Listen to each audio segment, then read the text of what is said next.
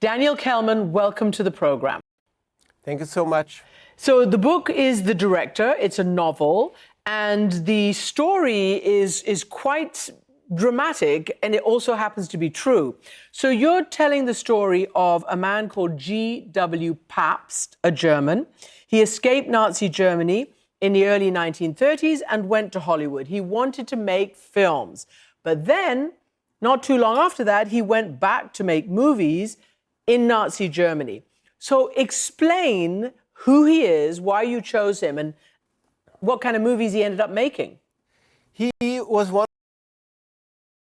of the great movie era. He, as you said, he went to Hollywood. He got to make one film there. The studio system treated him terribly. They didn't let him edit his own film. They didn't let him decide where to put the camera. They didn't let him pick the actors or the script. So he ended up going back for strange and complicated reasons, but certainly having something to do with the fact that they didn't really let him do his craft in Hollywood. And back in Germany, he made films for the Nazis after some initial hesitation. They were not propaganda. They're actually, which makes the thing even more strange and complicated, they're not bad films. You can still watch them. You won't be appalled at all. You know, there's two big points there. Number one, was he uniquely singled out in Hollywood for this kind of treatment, or was that just the way the studios worked with no matter which director, having a lot of control over what the directors did? Exactly. It was the way the studio system worked. A director was just a hired craftsperson. And of course, in Germany, they were Fritz Lang, Murnau, and Pabst. They were what we later would call auteurs, like they were in charge of the whole thing, and were expected to create a unique masterpiece. And yeah, he then tried to do that when he was back and working for Goebbels. And of course, I need to stop you. All the resources. I need to stop you because Goebbels, it's a word that sends chills down everybody's spine, or it should. You said they weren't propaganda. How could it not be propaganda when you're working for the propaganda machine? I mean, that's what Goebbels ran in Nazi Germany. How could it not be propaganda? How could it be pure art working for the Nazis?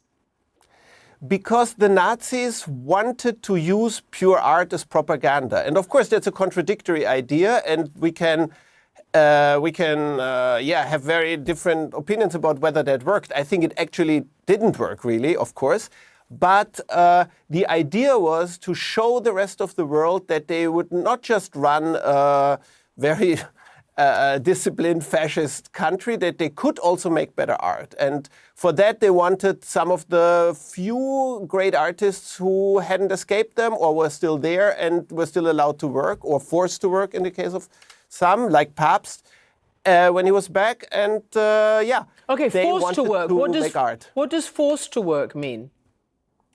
Forced to work means that the Minister of Propaganda, Goebbels, exerted a lot of pressure on him to make films. And what makes the thing so complicated is that he had kind of come back to make films, but then he was also hesitating, of course, because he was not a fascist.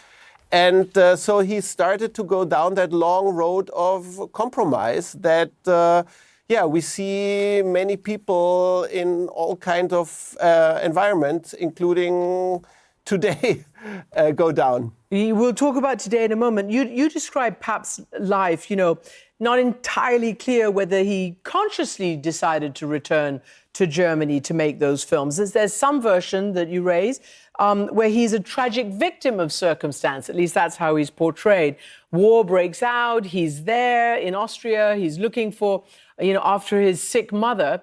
But his wife, Trudy, she isn't buying it. She calls it the story you're telling now. Give us your sense of that complicated, reality there. He must have had the real Pabst, and that's also something that happens in my novel. He must have had some contact with the Germans, with the Minister of Propaganda when he was still in Hollywood, because even going back for a day into the Nazi dictatorship to visit your mother or to look after your country estate, which is also another thing he wanted to do, you have to know that they're not going to arrest you. Right? So they must have told him, listen, you don't have to put up with all this in Hollywood. You can have a life here as a director. But he must have refused that in the beginning.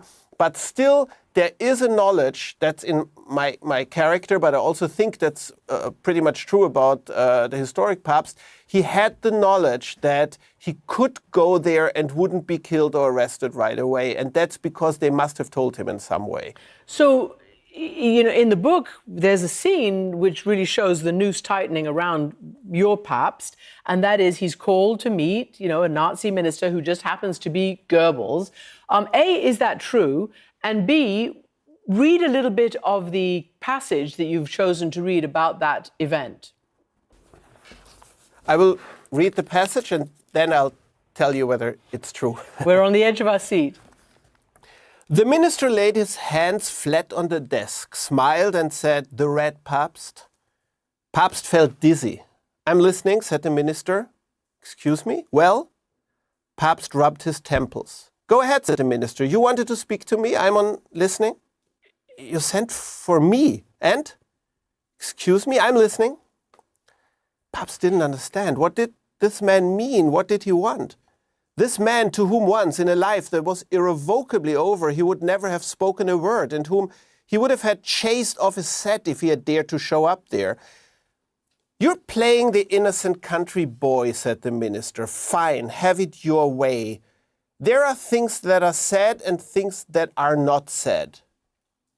Pabst didn't understand. "So what's said is that you came here to me, the red Pabst, the communist director, the left-wing hero. What is not said is that I sent for you, because it's better if you came of your own accord, a little better for me, but above all, better for you." The minister looked at him with a smile. "So," he asked, "what do you want?" It's spooky and it's a little absurd, and it's, you know, very much sort of, you know, back and forth. So did it happen? Yes, it happened. What was great for me as a novelist is that I imagined the scene. I thought we have no source for that, but it must have happened because Goebbels was such a micromanager. And later, after my book was published, I learned that in Pabst's family, they are telling the story about this meeting with the minister. So this is one of the moments when you feel a little bit vindicated as a novelist who invents things on the basis of what you think is likely to have happened. So you must have obviously looked for some of his films, right? You must have watched them for the research. At the beginning, you told me he made good films and that they weren't propaganda. What kind of films did he make, and do they still hold up? I mean, would you be able to tell that this guy was doing what he wanted with the artistic freedom that he wanted, or was he under some kind of conscious or subconscious pressure from this horrendous regime? Both. His second film, Paracelsus, which he made in Nazi Germany, it's a kind of story that the Nazis really liked. It's about a great doctor in medieval Germany, and it's very competently done. It's very interesting. It has shots that, for example, the first time you see Paracelsus, he's examining a naked woman. And you see her, it's a very well-established shot. You see her with her back to the camera, far away. But still, you look at that and you feel like that's a shot he would not have been allowed to have in a film in Hollywood. Mm-hmm. But of course, on the other hand, it's not just generally immoral to work for the Nazis. It was an industry that relied on forced labor. You had, every part of the work on the movie set was done by, as in all German industries in the wartime workers. So there's absolutely no question that this is wrong, but it's fascinating because it asks the question of how far do you go as an artist in compromising for what you think is your artistic vision. Was it difficult for you particularly, you know, for you it's also personal, it's not just, you know, history. Your father survived the Holocaust in Austria. How did he survive, and does his life and his story inform what you're writing now? he was a director after the war, so that did inform, of course, just the fact that I spent a lot of time in my childhood on movie sets and that I feel like I really know how movies are made. He survived. He was 17. He was born in 1927, and with 17 he was still sent to a concentration camp, not an extermination camp, but a labor camp. But your chances of getting out of there alive were not very good. But he did survive, and he was not one of the people who didn't want to talk about it because they were so traumatized. He was traumatized, but he talked about it a lot. So that was very, very present when I grew up. And I felt like one day I will write about Nazi Germany and the part of it that was Austria. Yeah. And now with this strange story of a director who is an exile, but then decides not to be an exile and goes back into hell, I've done that. I've written my book about the Nazis and the director. And I don't know whether your father's still alive, but did he know about Pabst? Would he have approved you writing this novel? Did he think Pabst was compromised? He died in 2005, so he doesn't know about that novel, but he would certainly have thought Pabst was compromised. But he would also have thought it's still worth looking at the movies. But he would not have thought it's cool to work for the Nazis in any way, shape or form. And finally, you have spoken about the threat to free speech in America today. You are living in the United States, you live in New York. You know, you said to the New York Times, for us, visa and green card holders, free speech is already practically suspended. What's it like being a foreigner, a green card holder or a visa holder in the US now? It's very strange because you feel this can end any moment. They can send you home any moment if you say something, quote unquote, wrong. If I say something wrong to you, which I will say whatever I want to say because I can go back to Germany, but the life of the American life of any visa or green card holder is very unstable now because we do not have freedom of speech. Our lawyers are telling us not to go to demonstrations, and whenever we leave the country and come back, we have a real danger of being harassed at the border for something we said, either in the media or on social media.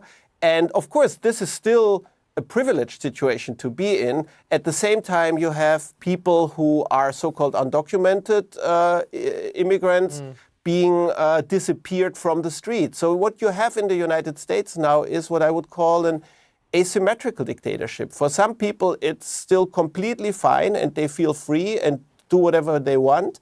And other people have to be very careful, like the hundreds of thousands of visa holders. And other people hide in their apartments because they are disappeared and are sent to concentration camps in El Salvador, as the government says, forever. It's a really cautionary tale. Your novel has come out at an incredible time, which I'm sure you didn't predict, but here it lands. Yeah, the director, Daniel Kehlmann, thank you very much indeed for joining us. Thank you so much for having me.